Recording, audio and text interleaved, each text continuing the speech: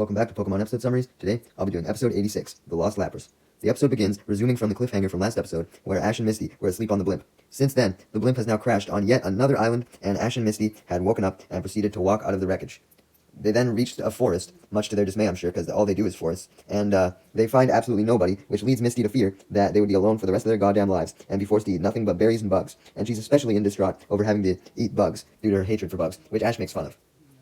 Hey, he needed some joy to keep him entertained during these miles of walking, because the only entertainment that they eventually got was a group of tourists who proceeded to show up, being a group of old ladies, and they wanted to take pictures with Pikachu and Togepi, likely believing that they were rare. After this, there's nothing for even more multitudes of miles, until they eventually come across a gate that acts as an entrance to a town. That's right, they actually found civilization, and the first form of civilization they encounter is two girls who proceed to put on those lei things, like, you know, those flower necklace things that you wear during tropical season, onto Ash and Misty. The two girls then lead them from the forest into the main town, as a PA speaker states the name of the town being Tangelo Town, on Tangelo Island, indicating that they were on the main hub of the island, due to the town sharing the same name. Ash and Misty then depart from the two girls and decide to take a stroll along the town's waterfront in pure amazement that they were actually able to find a town on a seemingly deserted island. What were the chances? Their good mood is then interrupted, though, as Pikachu spots a Lapras being beaten by 3 angry gangsters on a beach. So not only had they presumably beached it, but they were also beating it up and fucking yelling at it too. Like, what fucking cunts, man? As Ash and Misty rush down to stop them from beating this Lapras, it yelped out in pain. Ash immediately questions the 3 gangsters on why they were beating up the Lapras, and they answer with the fact that they were just cunts who liked beating things with sticks. No, I'm joking. They answered with the fact that they wanted to utilize it to fight something known as the Orange Crew, and before Ash could inquire any further, the 3 gangsters then sent out their Spearow, Beedrill, and Hitmonchan, and ordered them to attack, not wanting to have the Lapras stolen from them. Ash decides to send out his Pikachu and have him take out all 3 of them, but before Pikachu can do anything, a random-ass dude shows up and gets in the way of the battle, taking out a tape measure and demanding that the battle be stopped so that he could analyze the gangsters' Pokemon, claiming that there was something wrong with each one of them. He then goes through with the analysis by drawing out sketches of each of the Pokemon so he could point out to the gangsters any issues he found, and he did manage to find some issues in these Pokemon. He pointed out that the Spearow was vitamin deficient, Beedrill had poor coloring, and Hitmonchan wasn't getting enough exercise. He added that all of this could be fixed with better training. This started to piss all the gangsters off, and they only got more pissed off, as the dude directed his attention to Pikachu, stating he needed to analyze him to make sure he was good to battle as well, and the dude actually stated that Pikachu was in perfect condition, not needing any extra training, at least judging by its shiny coat of fur.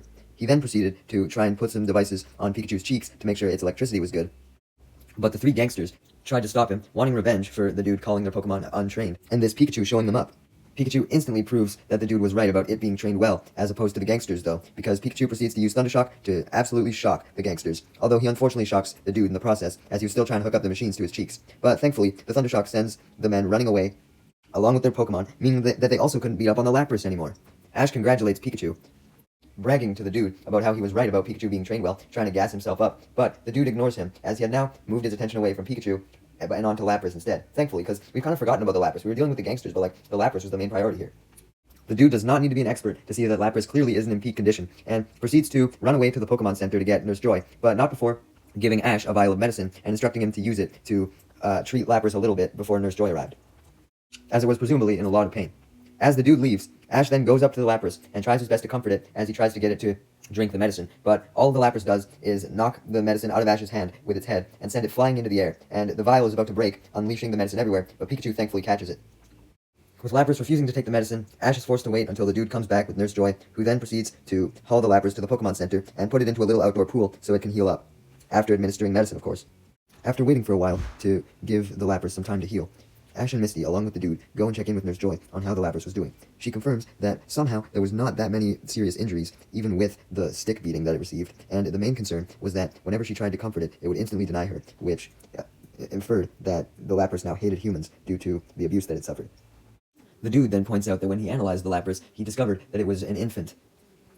This meant that it likely had a family before it ended up beached, and the family was probably looking for it now, adding that the potential reason why this Lapras could have been separated from its family was the same storm that Ash and Misty were caught in the blimp.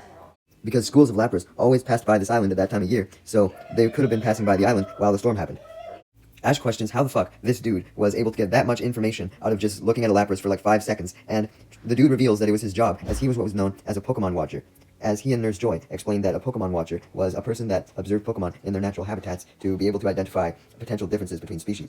The dude then goes on to describe some of the many things he saw, such as a whole bunch of Spearow flying in the sky, the size differences between different Krabbies, and the speed differences between a Dodrio and a Tauros. adding that a lot of this data would likely later end up in a Pokédex of some kind. Now knowing this dude's whole career, Ash realized that he didn't even know his name yet, so he proceeded to introduce him and Misty as the dude revealed his name as Tracy. Oh, thank God that was officially revealed. I don't know if you guys could tell, but I almost called him Tracy like fucking 50 times instead of the dude, but now I can finally call him Tracy. Ash, Misty, and Tracy then all agree to help the Lapras get better and trust humans again, as well as help it find its family. Meanwhile, Team Rocket, also donning malaise due to being greeted by the same ladies that Ash and Misty were spying on the window of the Pokemon Center as they spotted Lapras in the pool, and this immediately made them want to capture it, as they knew that Lapras was likely rare. Before Team Rocket can actually do anything, though, 3 kids then rush into the Pokemon Center, stepping on Team Rocket in the process, trampling them, and they bring their 3 Pokemon to the front desk, asking Nurse Joy to treat them, the 3 Pokemon being Voltorb, Starmie, and Sandshrew. They further state how they wanted their Pokemon to be in perfect condition when they fought the Orange Crew. Ash recognizes the Orange Crew name, as that's what the gangsters had mentioned before, and questions Tracy and Misty if they knew what the Orange Crew was. Tracy did, likely because he was, a Pokemon watcher, and he'd been to lots of places, so he knew of a lot of places' cultures. But he essentially then takes Ash and Misty up to a poster in the Pokemon Center that was advertising something called the Orange League, another Pokemon League. That's right, there was in fact other ones aside from the Kanto League. Tracy clarified that the Orange Crew essentially acted as the gym leaders of this Orange League, and there was 4 of them as opposed to 8 that were in the Kanto League. And all 4 had to be beaten before you could take on the league, and were spread across the various islands in the Orange Archipelago, which was essentially a large group of islands that this current island was a part of. Ash instantly wants to participate in the Orange League, not only because he wanted revenge for what happened in the Kanto League, but because of the fact that the first of the 4 gym leaders was actually located on the current island that he was on, so he didn't even have to travel far. After he tries to explain this to Misty, Misty reminds him that their number 1 priority was getting back to Pallet Town so that they could deliver the GS Ball back to Oak, adding that if he needed anyone's permission to take a detour to participate in this league, it was Oak's, not hers. So she proceeded to literally drag Ash to one of the Pokemon Center's computers so he could phone Oak and get clarification on if he was allowed to take this detour or not. Misty hoped he wasn't, as she just wanted to head the fuck home, but obviously Ash was hoping that Oak would permit him to. As soon as Ash phones Oak, he is instantly filled with concern, as he had heard about the storm that passed by on the way to Valencia Island, and questioned why Ash didn't tell him about it when he phoned him back at Professor Ivy's lab, but Ash just rebutted that he had other things on his mind at the time, and that he was way past the blimp incident at this point, as he showed Oak the GS Ball to confirm the fact that he still had it. Ash then gets on with his request to take a detour to the Orange League before returning to Pallet, and Oak accepts, as he wants Ash to get as much experience as a trainer as possible. Tracy, who had just been standing in the background for the entire call, in awe, finally expressed his immense happiness as Ash hung up, explaining that he couldn't believe that he just saw Professor Oak, as Professor Oak was his idol. Oak obviously being his idol, due to Tracy being a Pokemon watcher, which was very much related to the professor profession. They basically did the fucking exact same thing, analyzed Pokemon. Tracy then requested to officially join Ash and Misty's group so that he could come back to Pallet Town with them when they were done in the Orange Archipelago and go meet Oak for the first time, as he proceeded to gas Oak up a lot. Misty initially rejected Tracy, as she didn't believe that anyone could replace Brock, and really, does Tracy think he can replace Brock? No one can fucking replace Brock. However, Ash decides to let Tracy stick around for a while, so it was official. Brock had been fucking replaced. Now we have Tracy as a member of the gang. Just then, Nurse Joy happily comes up to Ash and the gang, I can say that now, as she informs them that Lapras was now feeling much better. Ash and the gang are immensely happy at this, and go outside to the pool to go check on it. They try to get it loaded into a truck, so that they could drive the truck out to the ocean, and bring Lapras back out to sea, so they could reunite it with its family. However, Lapras doesn't want to move, and instead insists to stay in the pool, thinking that Ash and the gang were going to beat it when it entered the truck. Ash decides to try and sing to it to calm it down. But right as he does this, of course, to no one's surprise I'm sure, alerts the Jigglypuff, who had somehow arrived on the island as well, after the crash. It doesn't want Ash to dare steal its thunder, so it proceeds to sing, putting everyone to sleep, including Pikachu and Togepi, and even the Lapras. And this pisses off the Jigglypuff as usual, so it proceeds to draw on everyone's faces before taking its leave. When Ash and the gang wake up, they find their faces drawn on and immediately scrub off the marker, but Tracy unfortunately had to deal with a little bit more than just marker on his face, but there was marker on his sketch of Lapras as well, so it was ruined. Damn it, man. Also, I should clarify that Tracy's last name was Sketchit, so if you didn't believe his sketches were important to him, I guess that was another reason why. But even after being put to sleep, Lapras wasn't in a less agitated mood, as it was still nervous to go into the truck. Ash tried to get close up to it to comfort it, but it wouldn't let him get close and proceeded to dive underwater to hide itself. This led Ash to then proceed to jump in the water to show it how dedicated it was to it, and that humans and Pokemon were both capable of swimming, showing that they had more in common than the Lapras may have thought due to the Lapras being abused. Despite Ash literally taking off his clothes to go deep into the water and almost fucking drowning while doing so, Lapras still denies him, still absolutely terrified, forcing Ash to go back up to the water as, like I said, he was fucking dying, he couldn't hold his breath anymore. To make matters worse, this is when Team Rocket decides to make their attack as they lock onto Lapras with a smoke bomb and proceed to fire it into the pool. This smoke blinds Ash and the gang from seeing the Lapras, allowing Team Rocket to board it and tie it up to a truck of their own. See guys, if you just wanted to get Lapras onto a truck, you should have just did what Team Rocket did. Team Rocket then say their motto as usual, much to Ash and Misty's dismay, but Tracy barely even reacts to Lapras being captured, as he's too enamored by Meowth when he hears him speak, obviously not having heard of speaking Meowth before. So he goes up to Meowth with a microphone and asks him to speak a few words into it so he can analyze them, and this leads Meowth to get embarrassed at the attention that he was getting and proceed to say a few words into the microphone. But then Jesse and James stomp on him, telling him to stop getting distracted so that they could get away with the Lapras, and demanding that Tracy get the fuck out of the way. Ash is like, bro, do you really think we're gonna get out of the way? We're the protagonists and you guys are the antagonists. It's our fucking job to stop you. But then James cuts him off as he sends out his wheezing and has it use smog to create a black cloud of smoke so that they can escape without Ash and the gang seeing where they were going, as they drive away with Lapras in their truck. Fortunately, Tracy has a Venonat as one of his Pokemon, and it uses its radar eyes to track the location of the truck, so Ash and the gang are very easily able to tail it as it drives along the cliffs. While Team Rocket drove, Lapras proceeded to yelp for help. Jesse yelled at it from inside the truck to shut the fuck up, but thankfully, Ash and the gang had heard Lapras' calls and were coming for it, thanks to being able to track the truck, as they followed it with bicycles. I don't know where they got these bikes from, but you know what, I'm not going to question it. Jesse spots Ash and the gang when she looks back, and instructs James to step on the gas, which he does. But Ash just proceeds to speed up like they did, allowing him to get close enough to literally jump off of his bike while it was moving into the truck bed with Lapras. He then makes his way from the truck bed into the main compartment of the truck where Jesse and James were driving, as Misty and Tracy fail to catch up to Ash and decide to stop pedaling out of sheer exhaustion. Ash didn't need them though, he had this on his own, as he fought Jesse and James inside of the truck's main compartment. And Pikachu helps by using a Thunderbolt on James, which almost knocks him unconscious, and in the process, he falls over and hits a button, which causes the truck bed with Lapras to detach from the truck's main compartment.